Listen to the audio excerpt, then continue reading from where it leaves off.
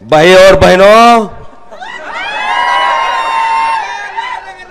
Soybean का भाव क्या था?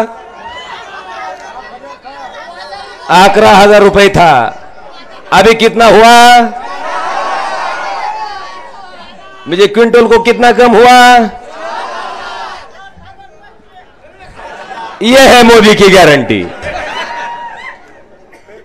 भाई और बहनों, प्याज पर निर्यात बंदी किसने लगाई? अक्षरशः उकंड्यावर कांदा फेकून द्यायची पाळी आली आपली। जरा भाव वाढते म्हणलं की निर्यात बंदी, जरा सोयाबीनचा भाव वाढते म्हणलं की लगेच पाम तेल आयात, लगेच डिओसी आयात। मला वाटतं अशा पद्धतीनं शेतकरी विरोधी धोरण राबवून शेतकऱ्याला मातीत घालायचं काम ज्या मोदी सरकारनं केलंय, त्या मोदी सरकारला हे सर्वसामान्य शिवसैनिक आणि शेतकरी गाडल्याशिवाय या ठिकाणी स्वस्थ बसणार नाही। आज या ठिकाणी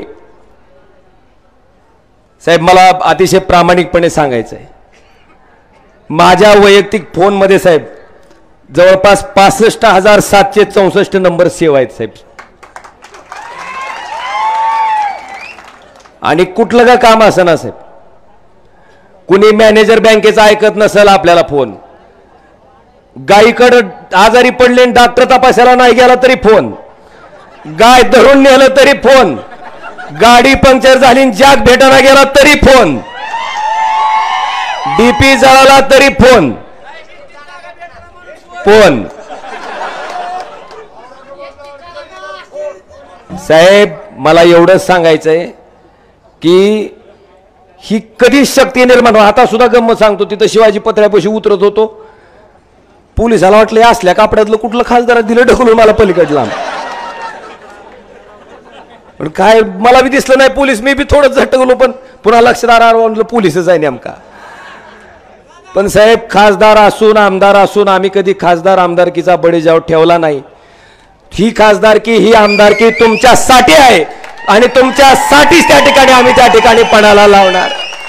आज बरीचशी लोक म्हणतात की फोनवर बोलल्यानं काय होतंय साहेब, दिवसाकाठी साधारणतः 500 हजार कुणाला जर आता पावसाळ्यात कुत्र्याच्या छत्र्या उगवल्या आणि लई चुकाच्या छत्र्या उगवल्या आता भावी खासदाराच्या, माझं त्यांना जाहीर आव्हान आहे, एकच दिवस माझ्या फोनवरचे फोन उचलून दाखवायचे, तुम्हाला सांगतो एकच दिवस येईल लक्षात काय काम आहे ते।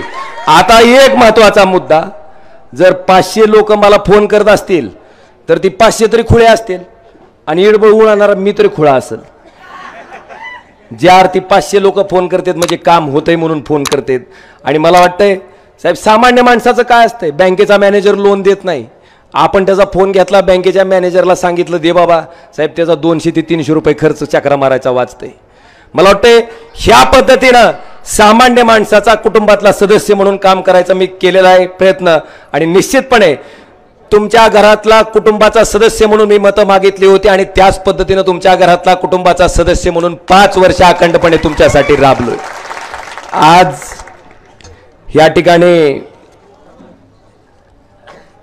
मला आपल्याला आवर्जून सांगायचं आहे की मराठा आरक्षणाच्या बाबतीत सुद्धा लोकसभेमध्ये मी जवळपास 7 वेळेस मागणी केली। पहिल्यांदा ज्यावेळेस सुप्रीम कोर्टात याचिका दाखल झाली त्यावेळेस आपण मागणी केली, त्याच्यानंतरच्या काळात आपण साहेब आपल्या आदेशानं आपलं खासदाराचं सगळंच्या सगळं शिष्टमंडळ महामहिम राज्यपालांना भेटायला, द्रौपदी मुर्मूंना भेटायला गेलं, त्यांना मागणी केली की लोकसभेचं अधिवेशन येतंय, आपण 50% आरक्षणाची मर्यादा त्या ठिकाणी वाढवून जर खऱ्या अर्थानं मराठा समाजाला न्याय द्यायचा आहे तर 50% मर्यादा आपण लोकसभेत त्या ठिकाणी कायदा करून वाढवावी। पण साहेब त्याला सुद्धा केराची टोपली दाखवली गेली आणि आता निवडणुकीपुरतं गाजर दाखवायचं काम हे राज्य सरकार करतंय। मला वाटतंय ते दाखवलेलं गाजर त्याच पद्धतीनं त्यांना सुद्धा तुम्ही दाखवल्याशिवाय स्वस्थ बसणार नाही, ही सुद्धा मला त्या ठिकाणी खात्री आहे।